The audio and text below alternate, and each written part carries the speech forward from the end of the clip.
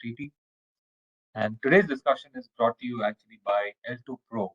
It's an initiative called Learn to Protect, Secure, and Maximize Your Innovations. We are also joined by Ms. Shuchi Agarwal, and I'll be introducing Shuchi right after I give you an introduction to what L2 Pro is.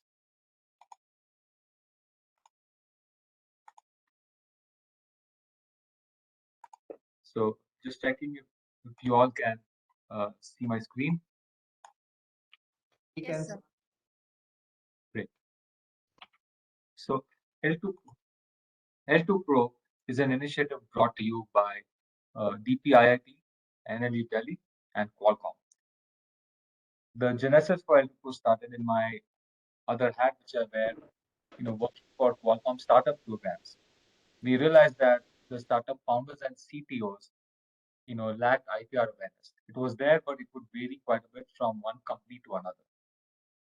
And also, a lot of them found IP to be, a very tedious subject matter to really think around.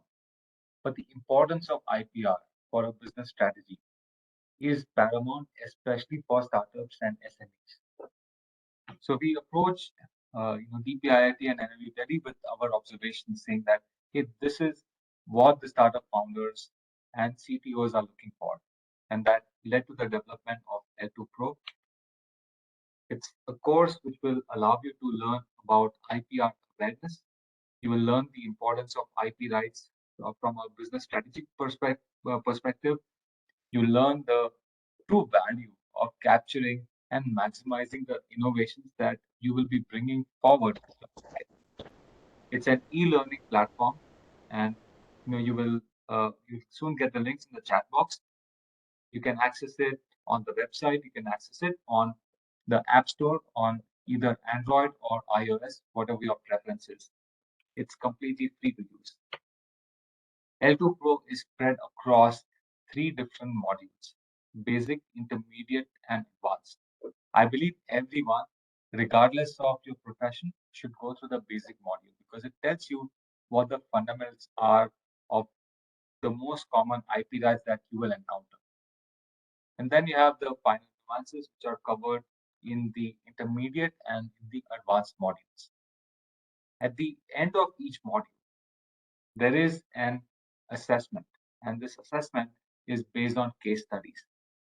The case studies are meant to, put you in the shoes of a startup founder or CTO. If you're one, you don't need further motivation for that. But it's pretty much going to be on the lines of here's a situation that you will encounter, and what will you do, when you come across, such a scenario. It also will test your knowledge on the aspects of IP rights, depending on which module you are looking forward to. Now, uh, you know, being relevant to startups requires the material to be presented in a different format. So here I'm showing you some screenshots from the course material. Right, so the material is presented in an interactive manner. There are pop-up quizzes which will come across. There are different resources which are peppered all throughout the course. What we've also done is for each lesson, the total 11 lessons, for each lesson at the beginning and towards the end, there is a short video, about 2 minutes of duration. So in my personal opinion, if you just watch the intro and the summary video, in about 5 minutes, you through about 70% of that particular lesson. And in the final details, you can go through the different slides which are presented for that lesson. I mentioned to you about the assessment. Complete the assessment successfully, you will get a certificate which is generated on the spot. This certificate is provided to you by DPIIT, by CPAM,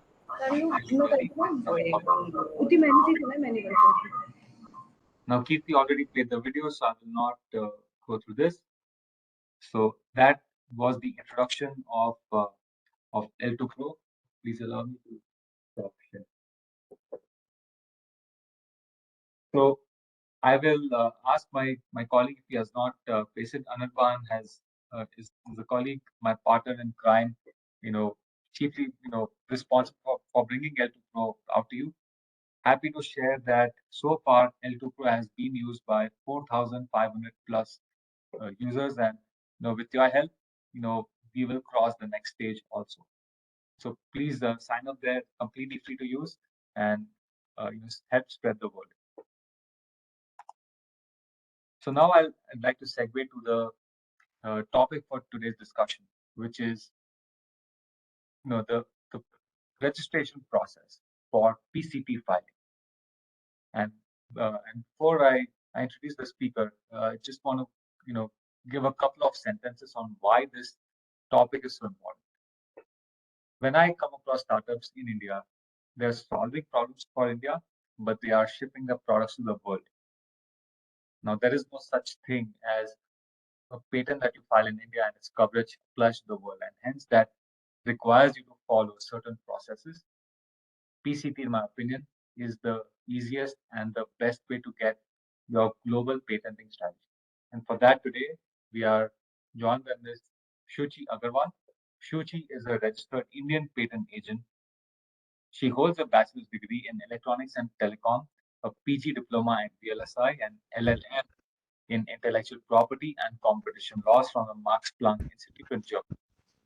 She has a strong experience of the evolution of IPR in India and has been a visiting faculty with the Indian Society of International Laws for several years. Now, she brings this unique combination of engineering plus IP know-how, and that allows her to advise you on the various nuances of IPR, especially on the Indian patent prosecution, asset management, litigation support, patent commercialization. She also works on trademarks, copyrights, and design matters. Shuchi is the founder and managing partner of SS Intellectual Property Niti Consultancy, also known as IP Niti. And she's been working in the domain since 2003, has worked in top IP firms, working with multiple Fortune 50 clients, and has gained exposure to the US and EP patent practice. Niti, welcome to this L2Pro webinar, and thank you so much for sparing your time. We look forward to hearing from you on what PCT is and how we can go about the filing procedure of the same. Over to you, Niti. Oh, sorry, over to you, Shuchi. I meant to say IP. Shuchi from IP Niti.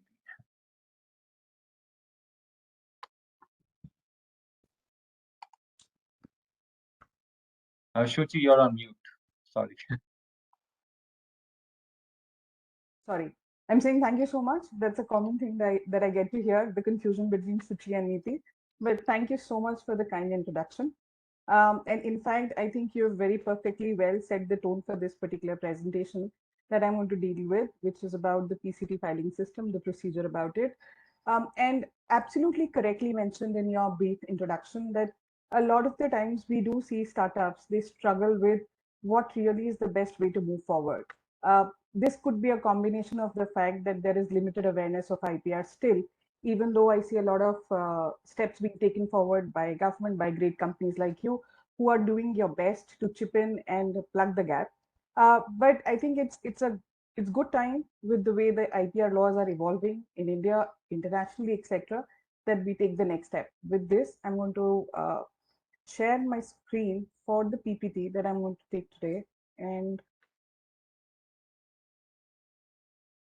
just in case if anyone has a problem with the audio, because I did see a few comments popping up saying that people were not able to hear, please do let us know.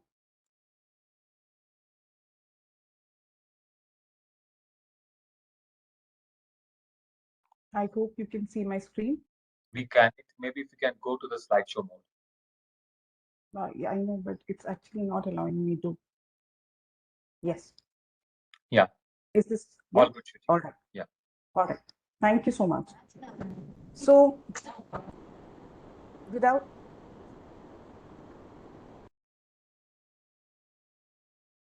without getting into too much depth about it, but just to touch upon this topic, like Himang said, that when you file an application in India, you are warranted for protection of your invention in India itself. So what does an inventor or a small company, or for that matter, even a large size corporation do if they want to seek protection for the same invention in multiple countries? Largely, there are two instruments which are available, one which is called Paris Convention, the other being PCT umbrella or the PCT system. I am going to talk about in detail about PCT system, and just in a gist, uh, largely corporates, applicants, I would say, prefer a PCT system for the big difference that you see here itself. Getting a period of 1 year to file your invention versus getting 2.5 years to go ahead, plus a lot of added benefits or chocolates that you get by choosing the PCT system. We'll understand what those could be and how that could be helpful to you across. So what really is a PCT? So if I talk about the full form, it's a patent cooperation treaty, basically a treaty that gives you a privilege to file an application, which is referred to as PCT application or an international patent application. A lot of the times people approach and they say, look, I want to file an international application or sometimes a PCT without realizing what is being referred is exactly one and the same thing. This is something that is administered by an international body that is called WIPO, World Intellectual Property Organization.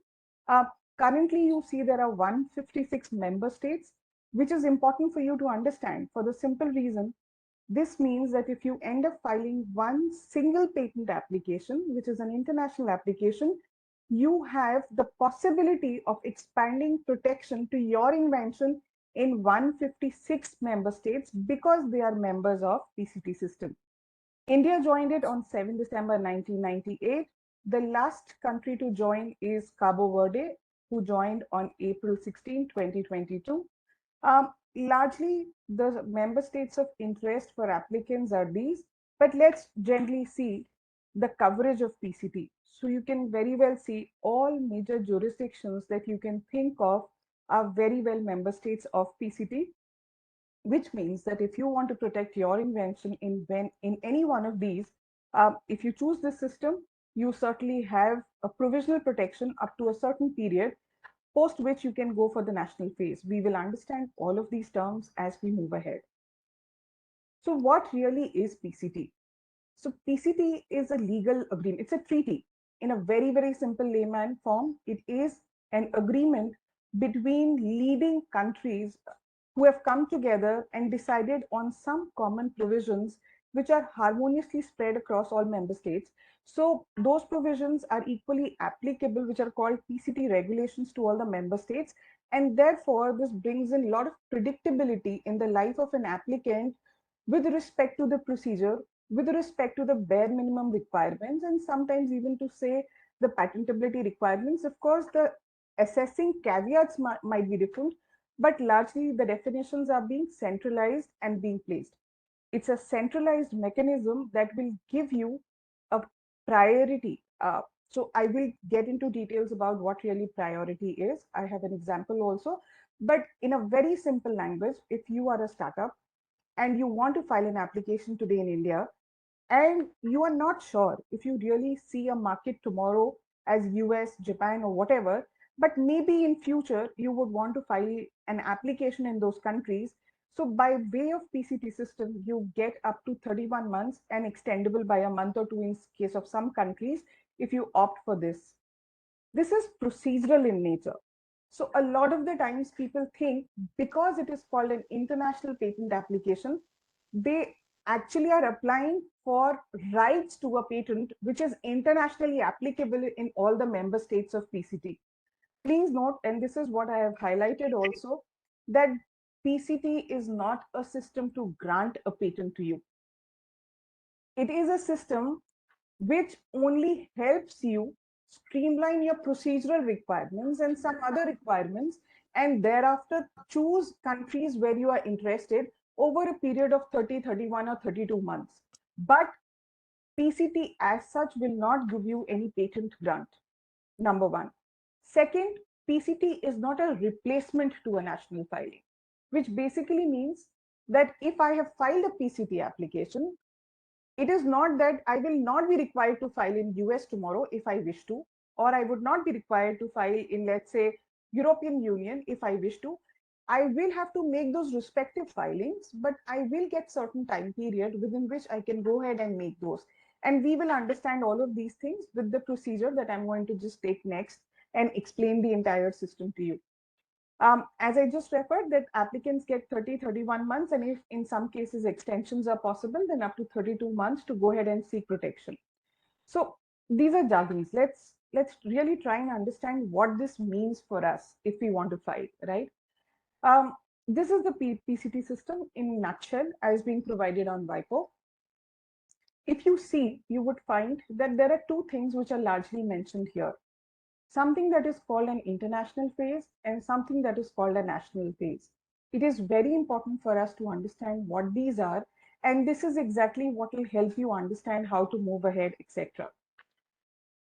The PCT system basically says that as a company, if you want to apply a patent for your invention, and you do that in the local office where you represent, which means that if you are from India and you apply an application before the Indian Patent Office, it is from that date your clock starts ticking, right? So then you get a particular time frame to go ahead and file for an international application with the PCT, which is also called a PCT application.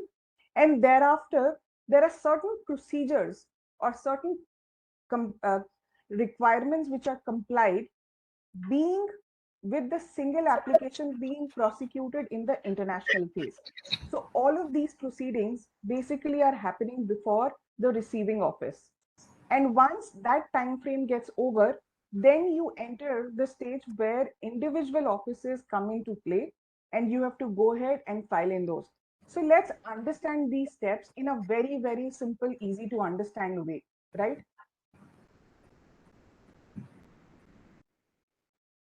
Can you see this table with the heading PCT simplified? Yes. Right? Okay.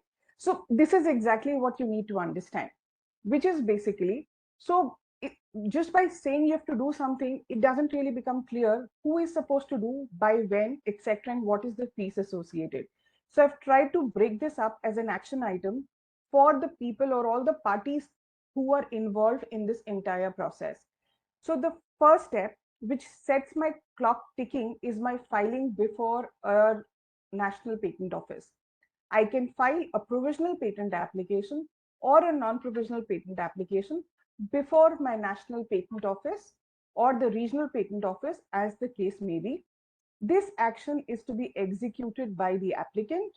What you pay here is the fees of your patent office, right? Once you do that, then you get up to 12 months of time to go ahead and file a PCT application. This application, mind you, has to be a non-provisional patent application. So even if you file, and for people who have experience already in filing patent applications, they would be well privy to the two terms. Provisional being a scanty version of the entire invention, where you're still working on the invention and want to stake your claim. So therefore, you file an application called provisional, and non-provisional is the elaborate or the complete application. So even if you happen to file provisional here, you can file a PCT, which is a non-provisional application, within 12 months of this filing. This now, where do you have to file? Because this is a PCT application or an international application, you are supposed to file this before a receiving office, which is in short form called an RO. What this is, we will also understand, and I have the list of what could be an RO, etc. So you file an international application, but just to simplify it, it is something that is before the WIPO, right? What fees you have to incur is international filing fees. You have to incur a search fees, and in some cases, transmittal fee. Some countries charge, some don't. In India, transmittal fees is waived off. Once this particular thing happens, and now you have put your representation by filing a PCT application before WIPO, the next step that happens is WIPO takes over the entire prosecution.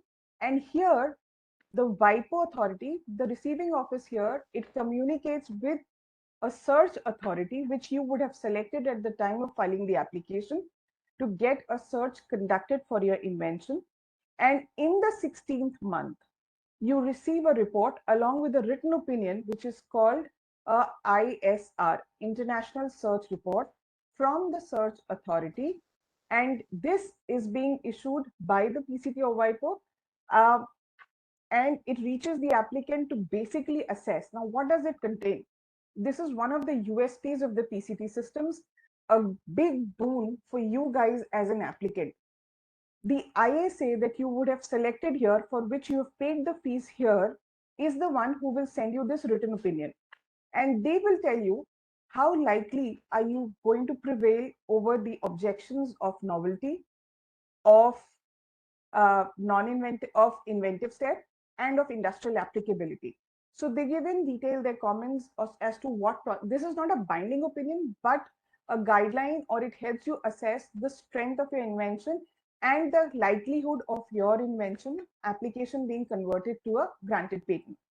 This being there, uh, you get an opportunity window between 16 to 18 months to make any kind of amendments that are needed here at this stage itself before the central body here.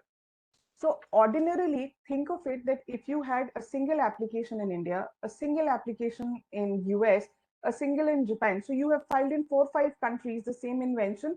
For every single change, you are supposed to be visiting that particular patent office, complying with their requirements, etc. But here, when you find an ISR which is not very favorable, you could make certain changes to your claims, etc., and all at the central level here. Once this procedure goes off, in the 18th month, the PCT system gets your patent application published. The database where you see the publication of your application is called Patent Scope, and this is available online free of cost, maintained by World Intellectual Property Organization called WIPO.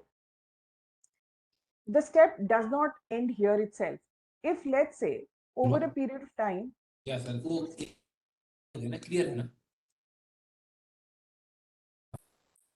should I proceed? Yeah. Please do proceed. I mean, some people have their mics on, but please do continue. All right. So now let's say during this entire procedure, while you are facing the office actions, or you are looking at the ISR, or you're doing some sort of commercial activity, if at all you still are of the view that you want to make certain amendments and you've missed this timeline, the PCT system gives you a second window to do that, which is you can file a demand form here and make the amendments that you want. You will have to file for additional examination requests, and you have the option of selecting who the body could be.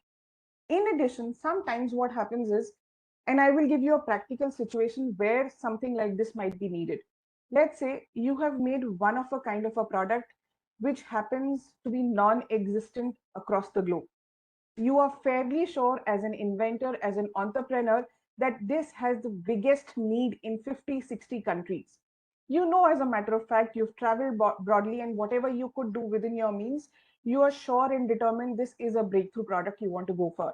So now for you to go ahead and now take the next series of expenses or investments by way of filings, etc., you want to be doubly sure that even though my first report was very, very favorable, I still want to try out the second time. Now get this checked in a very layman language with somebody else and see how this is going to work out, whether they are also going to issue a favorable report to me. That is exactly where you could go for a supplementary international search here. You can select a different ISA or a second ISA, put that request in the 22nd month, and for which you will receive a report from the body in 28th month, and you can accordingly take this basis. So if you see this entire thing that is happening from 12th month to this 28th month and culminating in 30th month from where you start doing the respective meeting filings is centrally handled. You as an applicant, as a startup, are not burdened to face multiple actions, multiple attorneys reaching out to you and saying today the deadline is due here, the deadline is due there, etc. It is only one single procedure that is giving you the channel to go ahead and take whatever decisions you need to during this life cycle from 12th month to 30th month. That is the beauty of PCT, where it reduces your burden. It helps you in various decision makings. It gives you enough time to understand what the likelihood for you to prevail and get a patent grant is, and also a centralized mechanism to go ahead and get it granted. What are the time limits we are talking about for entering? So in India, if you look at this last thing, which is filing national phase. So in India, at the end of the 31st month, you can file this, which basically means if your first application happens to be filed in US or whatever, India allows you to file the national phase entry in the 31st month, US in 30, Europe 31. I have just taken this sample set on the basis of the leading filings which happen. But for further timelines, when I share this PPT, you will get these links also. You can figure out if there is a country of interest for you and at what month does it allow you to enter. So having gone through briefly in this particular system, which we call a PCT system, why should you opt or why should you not opt? It's very, very important. As an entrepreneur, that is the exact thing that you take decision every day. Should I do this or should I not? But to take that decision, you need to understand what you get out of it or what you pay for it, right? So if you adopt a PCT system for filing a particular patent application of yours, you will be benefited in these several ways, which is the moment you file a patent application, you are automatically, the application is automatically designated in all the member states. That means provisionally you have staked your claim in all 156 countries. Later, whether you go ahead and file in all is your discretion. Nobody is going to come back harassing you, but at least for 30-31 months, you have made sure that you are the one you have provisionally laid a placeholder saying, look, I am the one who has first done this particular application. Second thing is, as I mentioned, it's easy administration load. You are not dealing with so many patent offices and so many different forms and requests at one go. You are only dealing with one central authority, which is harmoniously blend, and the formalities are, or whatever documents are there, they are later on acceptable by the member states wherever you happen to do your national phase thing. In fact, if you end up doing any amendments and what they could be, I have a slide on it. This is again central in nature. You are able to assess your rights without huge expenses, which basically means, yes, you've paid a particular fee. Like I just said here in this slide, that you're paying an international fee, search fee, transmittal fee, but you're getting all of these things by paying this particular fee, an assessment by way of your ISR, whether it makes sense for me now to do any further expense in these native countries, the national phase entries, or I shouldn't, or should I first change the claims so that they are now going to be better acceptable, etc., etc. So you're not basically paying for amendment in every single country as is need be. What is more beautiful for you as an entrepreneur is perfectly this. Your tension, your worry that I have to file this application, otherwise somebody will come and file. शायद आपका ये common question होता भी होगा. What if I don't file and somebody files in between, then what will I do? So there's always this tension. If somebody files before me, my rights are gone. That worry is taken away. You now focus on developing business in any of these 156 member states because your priority has been kept safe with the PCT.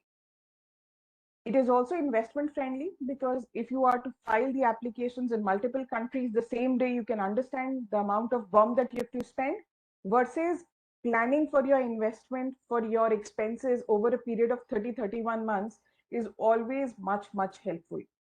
But is it that PCT is only a great system which has got all the advantages? I would say slight cons also, but compared to the advantages it offers, it's nothing. And what are those? You are paying an additional fee, no doubt. And you are paying an additional fee because you are paying these fees here. So that's the small fee expense which is there. Also the fact that now you're entering the national phase in 30-31 months or after a particular time period, right? So this staggers a little bit the filing in terms of the timelines, but ultimately because your priority date is there, so you are secure. But I think also there are certain things that I want to elaborate further. Quickly, maybe I should take a few terms which will be helpful for you to understand the benefit that you get. I've been repeating this word priority a little too much in my presentation so far. What really does it mean? Let's not go through the theory, but let's understand this. You being an Indian applicant, let's say you have filed an application IN for your invention A on 6th January 2008 in India, right?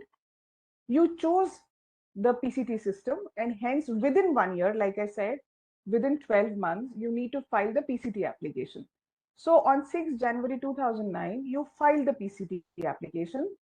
And now US had 30-month entry window for national phase. So on 6 June 2010, you filed the application in US. So guys, mind you, even though you made the filing here on 6th June 2010, for the purposes of assessing or determining which are the relevant prior arts in light of which your invention is patentable or not, basically, is it novel, is it non-obvious and has industrial applicability or not, the effective date for judging that will be 6 January 2008 and not this. It is such a big respite for you that for 2.5 years, if there was any prior art that was generated between this window, 6 Jan 2008 till 6 June 2010, they are nullified. They are not taken into account because for the purposes of priority, the filing is from 6 January 2008. That's the kind of added bonus advantage, whatever you want to term, you get by way of this filing. Now, just to simplify the thing that I was talking about from 12th month to 30th month, what all things are streamlined and centralized? It's very, very important for you to understand.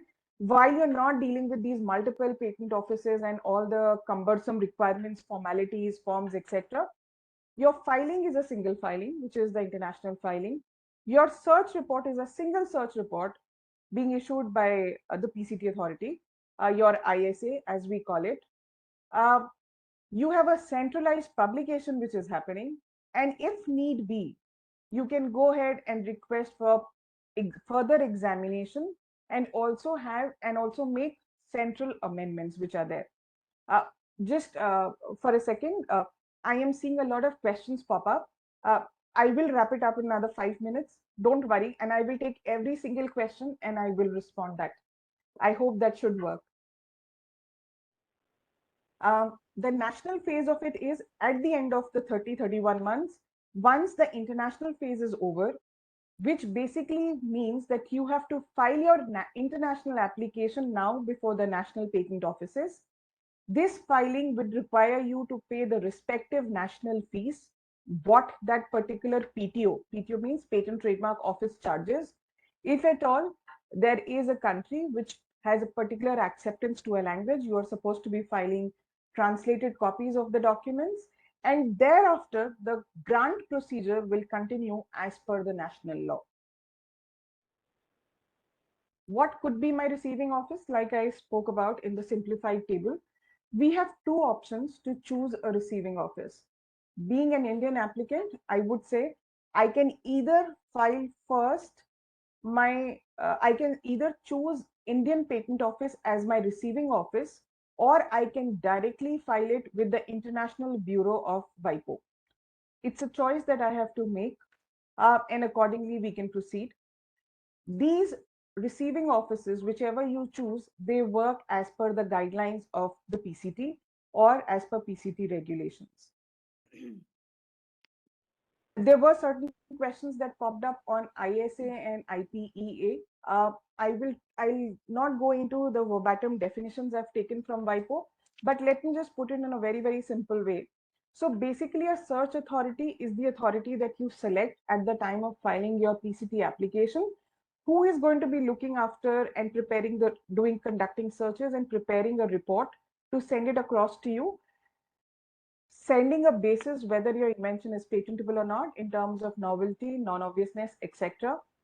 A preliminary examination authority is an authority that will do in-depth examination, and it will give a much detailed report as opposed to this.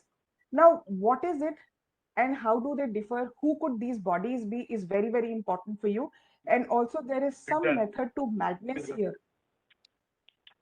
So ISA or IPA, number one, they are in your hands to select from the options provided. These are not pre-decided, guys. You have an option of selecting who you think is a good ISA for you, and there are particular logics that you should use, and we will touch upon those, what they could be.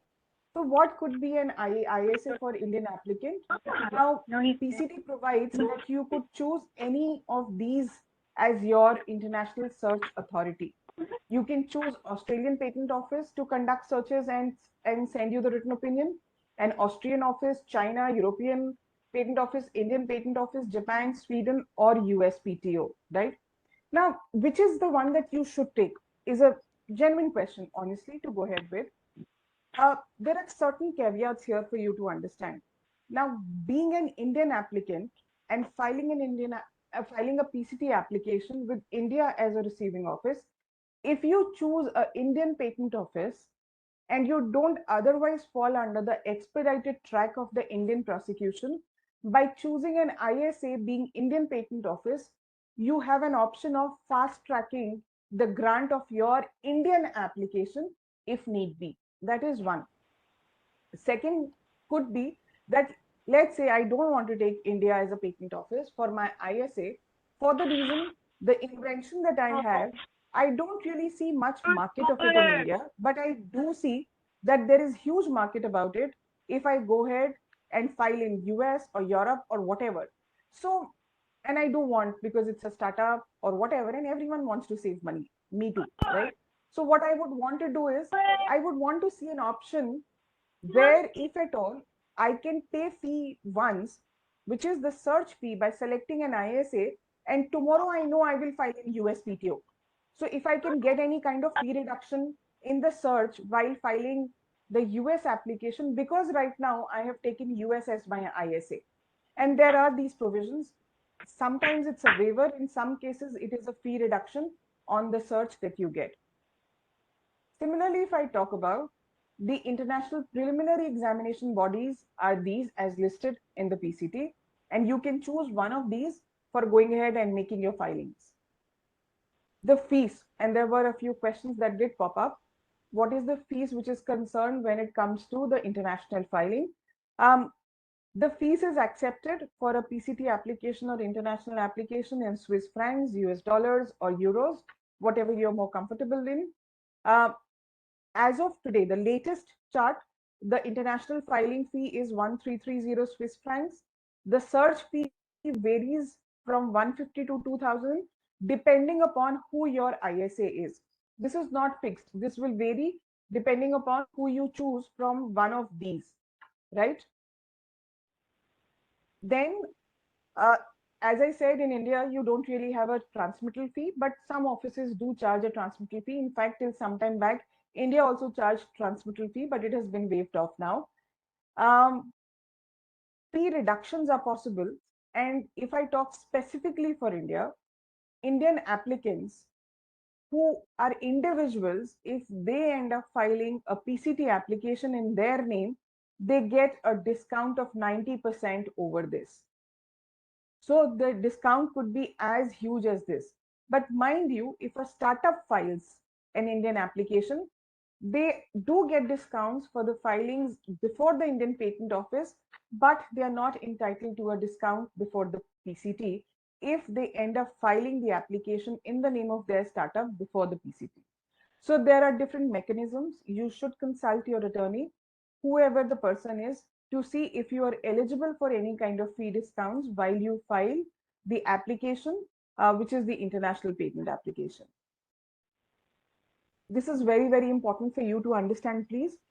Just to give you, sometimes the amount that you can save by making timely amendments in the central procedure, as opposed to make the same amendments locally in each and every patent office, it could save you lakhs of rupees. It is that simple, between the attorney cost and the government fees that you are entitled to pay to individual patent offices. What all amendments can we do? What could be the nature of it? You can make formal amendments. Generally, in legal language, formal amendments are the ones where it is called, you want to change the name of the company, you want to correct some sort of mistakes which are done in the forms, or you have to submit a particular form, whatever it is. Something that is not statutory, which is not related to the technical subject matter and is largely more procedural in nature, is what is called formal amendments. You can change that centrally during the international phase, and it will be reflected across in all the national phase entries that you do later. Every country which is a member state will take these particular updates in their account without asking you to make any further amendments. You can also do substantive amendments, basically, which means amendments to the claims or the detailed description of your invention as you have submitted in your patent application. And you have different channels at different time frames when you can do that. You can make amendments to the claims Like I said, you receive an ISR and you think it's important for you to change the claims. 100% post receiving the ISR, you can go ahead and make the changes here. You could alternatively, by filing a demand form with the fees, you can make amendments here between these months. But the only criteria here is that you cannot go out of the scope of your specification. These amendments have to be disclosed and supported in the detailed description. You also have an opportunity to change or to make changes in the detailed description if, let's say, it's about some sort of compliance issue, or there is something that is more for correction to the tune of bringing further clarity to your invention, etc. This all can be done centrally and will accordingly automatically reflect in the priority documents, or will be taken by the national phase patent offices. What could be the strategies that you should choose in order to select which should be the country of your interest? Well, you being the masters are the best people to understand the markets that you want to get into, right? That's exactly what you've decided at the time of launching a particular product or service. So while you cannot say that there is one size fit all approach for every single startup possible in patent law, it never has been, it never can be. But it varies from case to case. You should 100% check out which are the countries or which are the markets of your interest. So where you see your thing selling very well, where you see the demand for your product or service.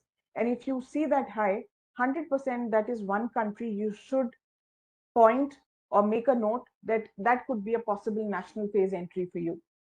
It's important not only to file an application. Let's say I have filed an application and now I've gotten a patent also granted, and I see somebody copying it, but I am so hopeless I can't do any damn thing, even though I know this guy is copying verbatim my patent application. Why? Because the enforcement is very weak, right? So then it's about, does it really make sense for me to go ahead or not? These are also issues that your patent attorney should be able to help you. You should look at the enforcement of the IPR laws in the country of the interest that you want to file. Would you see too much demand? Do you see a lot of potential licensees who you can file and go ahead and license your invention, the patent that you find? What is the technology adoption rate of a particular country? Do you see people are very tech savvy? You see that people are very averse or they are very neutral? Those factors also come into play. If your product is a very niche product or a service is very niche and it's a very, very high paying capacity thing, you again should see the buying capacity. You should also look at the ISA. And ISAs, I repeat a lot because a lot of the time people think it's just, it doesn't matter. Select any ISA and file it. Guys, you can save a lot of money at the time when you're filing a PCT application, if at all you know, possibly the countries you will enter. And if one ISA you choose can help you save a lot of money in the end goal that you have. So this is something very, very important for you to go ahead and understand. I think with this, I should wrap up and leave some time for questions. Otherwise, maybe I just will keep going on and on. I am happy to take every single question that you have my way. Thank you so much. That was such a wonderful presentation, very insightful, direct, and as you can see, the flurry of the questions that we received, shows the engagement that the audience had. I Thank think you we so still much. have time, Mm. so folks, if there are any questions that you have to ask, uh, one option is you can type it in, or you can even unmute and ask. Yeah, this side Ashish here. So I have one question. Am I audible? You are. Yes, sure. So, madam, I have a question that we do the amendments by the Article 19 or Article 34, right?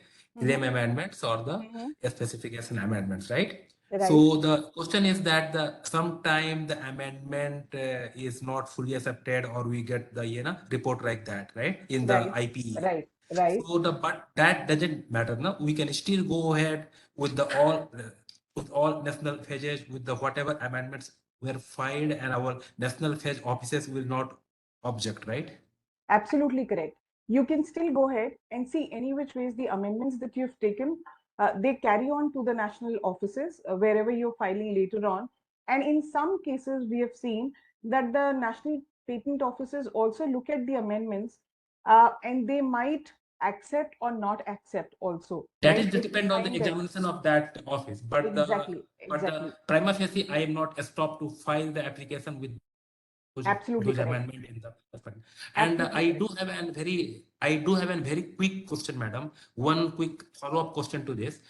In your experience, like the at the PCT level, do you see the potential of the patent getting licensed to the prospective licensing, Okay, like the so yes, go ahead, madam. right. So, sir, I think this is one term, license, which I love the most because this is the most misunderstood term ever. So, sir, just to give you an example, if suppose you were to buy a piece of land and you want to rent it out, when can you rent it? Once you have bought it and it is registered in your name, or once when you have planned to buy it, right? It's when you register it, right? So, a license is a right that you can only pass on or give someone the right to use for a limited period as per your terms, only once you have the right in the first place, right? That's for So, the you can tangible property. Yeah, that's for the tangible property. In case of the no, patent, like the same, even the intangible property, you should first get a patent granted in your name so that you can license it.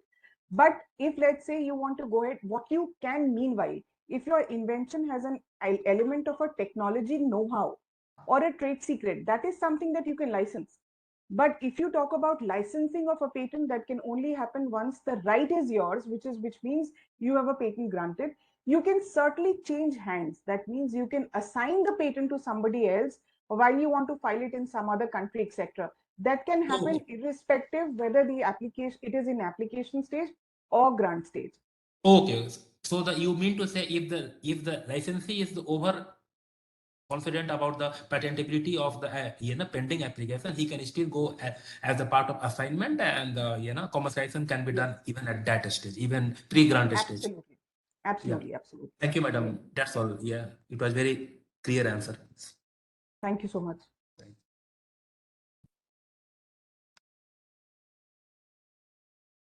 Can I ask a Um, question? sure. The lady first, and then someone else. Thank you, Shuchi ma'am, for wonderful presentation.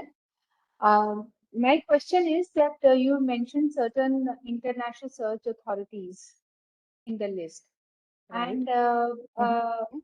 if we have to file in India only, of course, we do the patent search and analysis by different databases. Even we Right. also have subscribed to certain private databases too. So Mhm. how the international search report is different if we choose US as a international search authority, or say Europe as a international search authority, or India or any other country as. Then will there be difference in the international search report in such cases? Right. So, ma'am, there are two, three phases to this particular question. One is that the search that you carry out on your own before filing an application is for your own decision making, whether this application you should move ahead to file a patent or not, right? Your attorney will advise you the likelihood of prevailing on novelty, non-inventive step, etc.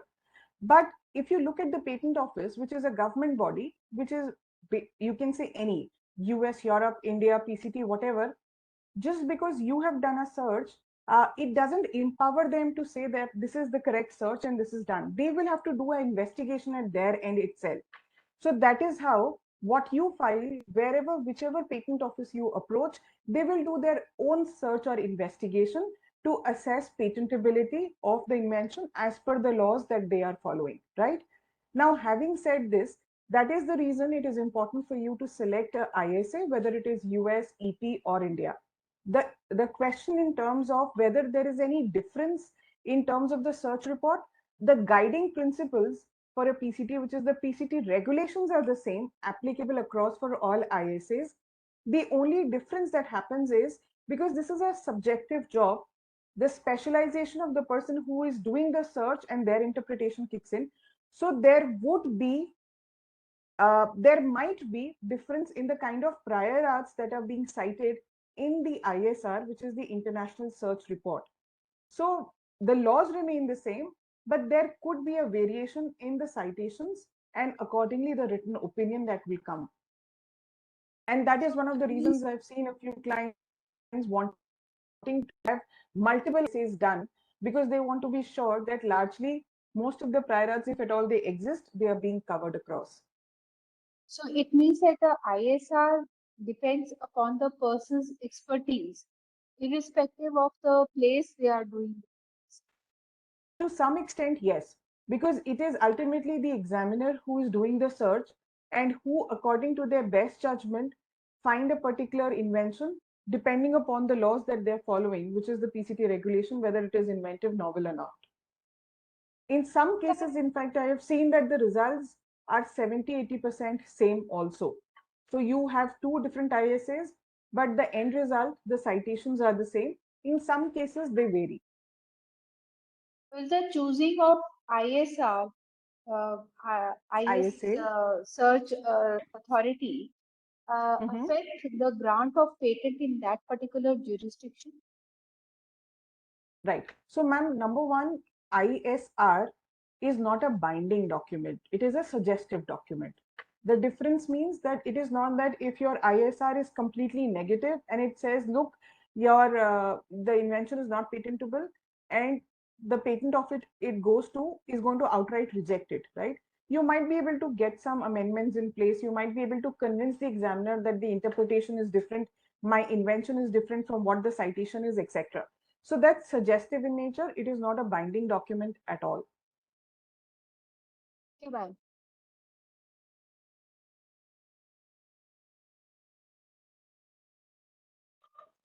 May I ask a question? Sure, Nav.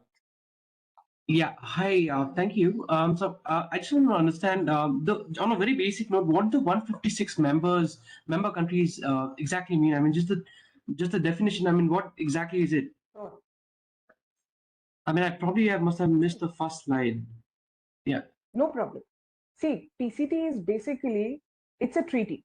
Like I said here, what is a PCT here? So in very, very layman term, it means that it is an agreement which is being reached by some countries who were the founding members of it. And later on, it was being adopted by countries whoever found the common principles acceptable, and they became member states of it. So as of today, there are 156 contracting states or countries which are member states of PCT, and the ones highlighted in blue are all members of PCT. So which basically means that, as an example, they say that, okay, the patentability criteria of novelty, inventive step, and industrial applicability is what is acceptable to them.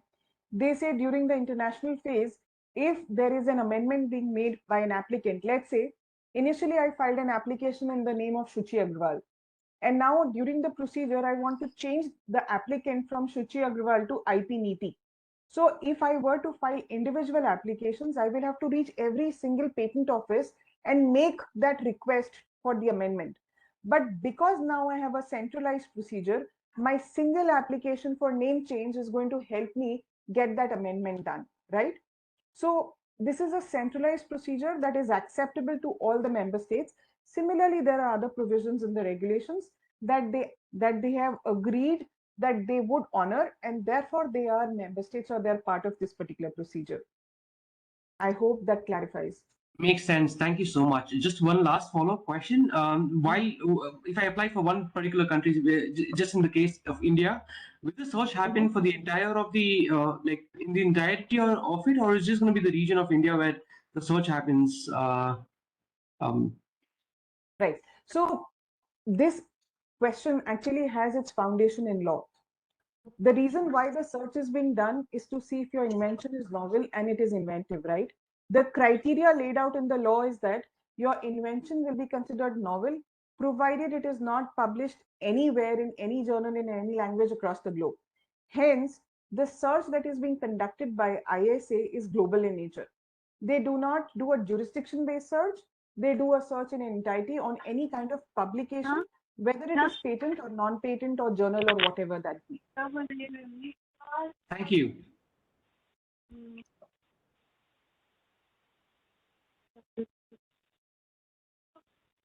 So I have a question from Sonam. What is the criteria of selecting?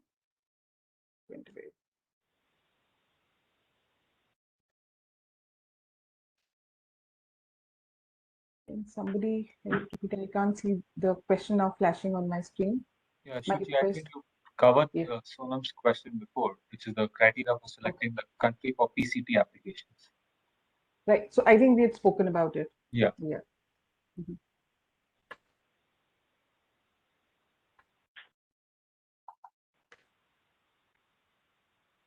Hemang, there is a question from Ashish, which says, whether Article 34 amendments get rejected or accepted, can I still take those amendments in national phase applications? I think he asked that question. I responded to this. Yeah, yeah. But I do see another question popped up. For this reason, I can't see that question.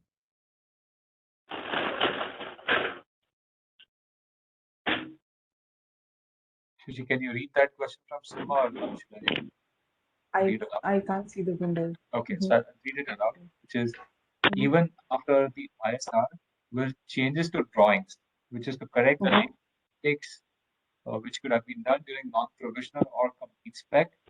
So will changes to drawings and similar changes in description be accepted by PCT?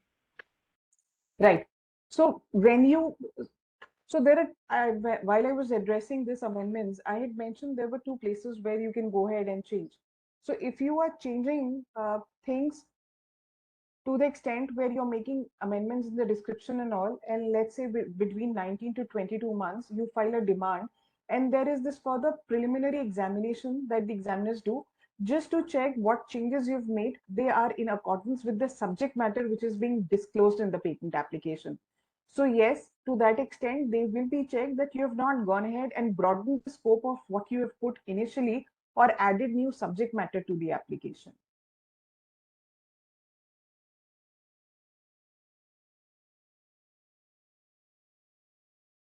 Okay, so there is this question from Harsh. If the applicant is dead, can it be transferred after the death, and to whom it will be transferred? Can we decide that?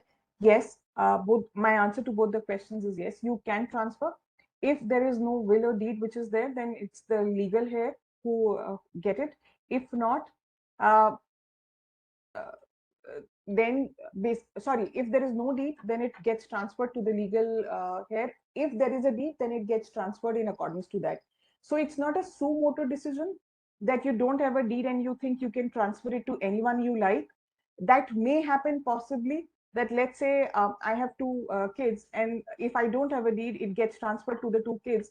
Then thereafter you can go ahead and decide and assign to someone else or the new entity, but it just cannot be a voluntary decision of picking and choosing a person you want to assign, right? It will be on the basis of whether there is a deed or not. If it is a deed, it is in compliance with that. If not, then the legal heir. I have a small question. Can I speak, please? Sure. Okay, a couple of things. Firstly, how to reach you? Okay, you can reach me. You can take down my number. Let me just get back to this. This is my number. You can either email me at shuchi@ipniti.com or my office at 956-001-3386. Just hold for a second, please. Sure.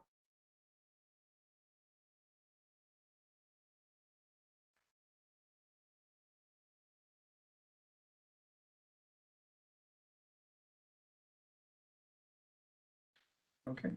And second is, the Truecaller says IP Niti. I believe that's you only. Right. Okay, great.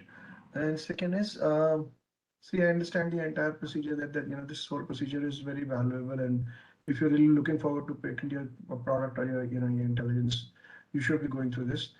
Firstly, what do you have a full form or full form of the abbreviation PCT, or it's just PCT? It is Patent Cooperation Treaty. Great. Sorry, I probably missed it. I was late to join in the session, so that's why I missed it. Secondly, how I look forward to this is that if I come down to you being a legal firm or somebody, a specialist, you'll be paving my way to make me firstly understand whether the product is something which actually can be patent, and secondly, if it can be patent, then how to do about it. That's absolutely correct. Absolutely. Absolutely. Right. And then what is the fee which is involved if I come to you? Certainly, we can talk when you come and reach me. Sure, excellent. That's a beautiful answer. Thank you so much. I believe this information has been very, very informative, and I'm sure everybody must have, actually had the pleasure of understanding this in a very, very comprehensive manner. Thanks a lot. Thank you so Hello, much. I too have a question. Mhm. Yeah, so thing is, patenting is all about reserving the rights. My Right. question is about maybe a little offbeat, but then what about the profit sharing? Let's say if someone is, there are two inventors, one is contributing 80% to the invention, other one is doing 20. Mhm. So how the names have to be mentioned during the filing of the, you know, application? And second is, Mhm. what about the profit sharing Sure. when that innovation monetizes? Sure. So these are two absolutely different aspects related to a patent, right? One is who should be named as an inventor or in what order. That is more of a procedural question that when you're filing an application, there is a concept that's called first and true inventor. The person Okay. who has contributed 80% should be the first and true inventor, the first person named and followed by the list of other people who have contributed to the invention. The Okay. second question, which is on revenue sharing, is Yeah. a question for which there is no black and white answer. The reason being, there are different ways of how you can choose, and also there is something what the law says. So you need to understand both the things. Once the patent is being granted, the person Mm, who commercially exploits is not the inventor unless there is an agreement to the contrary. It is the applicant. So what does that mean? I don't know if your name is as is reflected here, but Shadab let's is say, my name. sorry, Shadab, Shadab. okay, Shadab. Yes. So Shadab, let's say you, Shadab and some ABC, you are two inventors who have come up with the invention, filed your patent application, and the rights are now assigned to Shadab. So once Shadab commercially exploits it, being an applicant who is Shadab, he will be the one who will be going ahead and reserving the profits or the revenue, whatever you generate out Mm, of that particular patented product. However, if Shadab and ABC were both applicants also, then in that case, there are multiple conditions that will arise here. One, do mm, you guys have already an agreement in place which says that tomorrow if we commercialize, you get X stake and I get Y stake? If not, then is it that you independently want to go ahead and commercialize? If yes, then you are not bound to share the profits with the other person and vice versa. So there are a lot of practical situations you need to understand as to how and what activity you are engaging in. And I'm sure if you reach out to the right person, they will tell you what your revenue sharing agreement or activity could be in case if you don't have an agreement in place. okay, so that agreement should ideally be in place before we file the patent, or Yes, no? ideally, the ideal situation, yes, before you're filing an application. But I think before even the agreement, it's important for you to understand who is the inventor of your application and who is the applicant of your invention. These can be Mm, the same entity, but need not be. By law, there is a difference. Inventor is the person who has created the invention. The technical creator of the invention is an inventor, mm. and the Applicant person, could be a company, as I understand, right? exactly, exactly, Yeah. right, So right. I understand the gist of it. So, thing is, uh, if nobody has any, let's say if somebody has listed Shadab as the main applicant and the inventor, and then Mhm. XYZ who is temporarily helping Shadab out. So what happens if that person quits? Will he, if there is no agreement in place, and when it comes to monetizing it, will I be needing his consent to monetize it, or Very simple, I very, can very simply. simple. So let me Okay. respond to this. So let's say somebody who you took help to come up or derive or finalize your product. The legal criteria is that if the person who has helped you is someone because of whom even one claim was there in your specification, that person has to be Mm, mentioned as an inventor of your application. Now, mm, given the fact that he's an inventor and not an applicant, you don't particularly need to have a revenue sharing agreement. In fact, there's no very clear guidance. There are certain countries where it is explicitly in their law, it is written that the commercialization revenue has to be passed on to the inventors, but that's not the case in India. So if you are commercializing in India, you are safe. You just need to go ahead and mention him as an inventor provided the claims of your patent application have subject matter to which has been contributed by this chap. But this contribution, is there any proof of means a claim being contributed to? Means I think how can that person Okay. claim that I have contributed to this particular claim? See, the proofs, etc., which are there in order to stake a claim are lab notes. There are Okay. The offline right, material, something like that, or the exactly, online and material. yes, Okay, yes. okay. So he will have something in his defense, which he should. Right. Yeah. Without evidence, the claim may not come true, right? Yeah. And why I said that this particular agreement should be before we file the patent, because that keeps the person involved, rather than 2 years down the line he gets a real picture, or I get a real picture that the patent is not the idea is not patentable. Then he will at that time he will lose the interest and things like that. I'll I'll give you one thumb rule, Shadab. If Mm. you're working with someone as a third party associate to get any of your activity done, let's say a website development or something, who is not really an employee-employer relationship, you should always have a vendor agreement in place that should define what your IP commitments are with the person. They always keep you away from trouble. Yeah, that's true. But then if it's a individual couple of individual inventors, not yet a company, so in that case, Then what do also you you could. advise? I think there are other questions I could take. You can Okay, take down I my think number and yeah, I can we help can you. take it I have a offline. question. Excuse me, I have a question. What about software patentability patents in India? I believe they are now discontinued, right? Is that Well, okay. So I see the smile Hemant there. So this is not an accurate response, I would say, or an accurate assumption. It is very difficult to get a software patent done, but we need to understand what do we mean when we say a software patent, right? So if India is going to block every single software patent of any kind, then I am doubtful if there's much that they can achieve, at least in the ECT or ICT domain, right? So any kind of software inventions that you come up which are largely catered to business methods or data processing, basically they are changing data from one form to the other, are generally not patentable in India. But any kind of inventions which are software driven but they have an impact on the underlying hardware are absolutely granted patents in India. I can take a very small example and give it to you. So let's say all of us use mobile phones. We have chargers or adapters that we use to charge them. Now you use the same charger, which initially was charging your mobile phone in 8 hours, and you load it with a new software, and it just does it in 30 minutes or an hour, whatever. So you see the impact of the software, which has made your hardware more efficient. This is a patentable subject matter, where you see that your hardware is getting impacted because of the new software that is being loaded on it. But if you talk about an algorithm that you make, just as an example, for performing addition of big values, right? So that is not something that will be patentable in India. Thank you. My pleasure.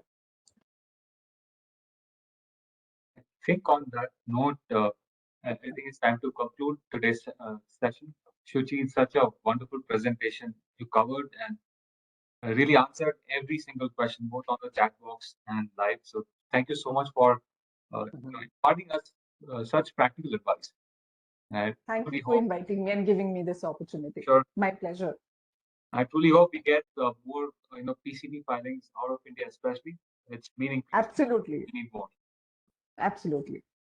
Yeah. And all the best to all the startups who've been today present as a wonderful audience here. Thanks. Also, can you share your contact details? Sure. You can just note down my number. To reach my office, it's 956 Just a second. 001 Just a second. It's 956 001 001 3386. 3386. And in which city are you based out of? Noida. Noida. Okay. Do you have any services here in Bangalore?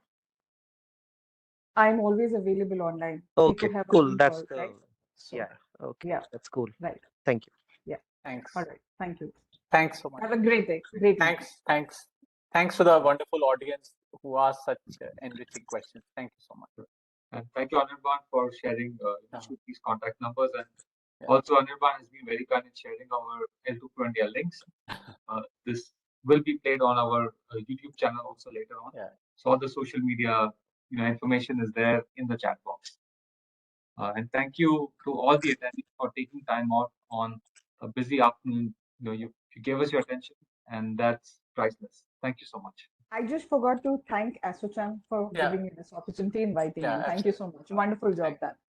Yeah. Thanks, Asochan. Yeah. Thanks, Kirti, Parul, Yashpal from Asochan for organizing this, getting the audience and the speakers. Thank you so much. Yeah, and to everyone who's asking, I have posted the YouTube link. Within a week, we will have the YouTube. Maybe even less than that. We'll have it on YouTube as well. So you will have that very soon. I'm posting the YouTube link once again. So yeah, great. Thank you, everyone. And I think that will be all for today. And yeah. Do track our webinars for the next series. You'll see one posted shortly on our LinkedIn channels. Thanks. Thank you so much. Take care. Bye-bye. Take care. Bye. Bye.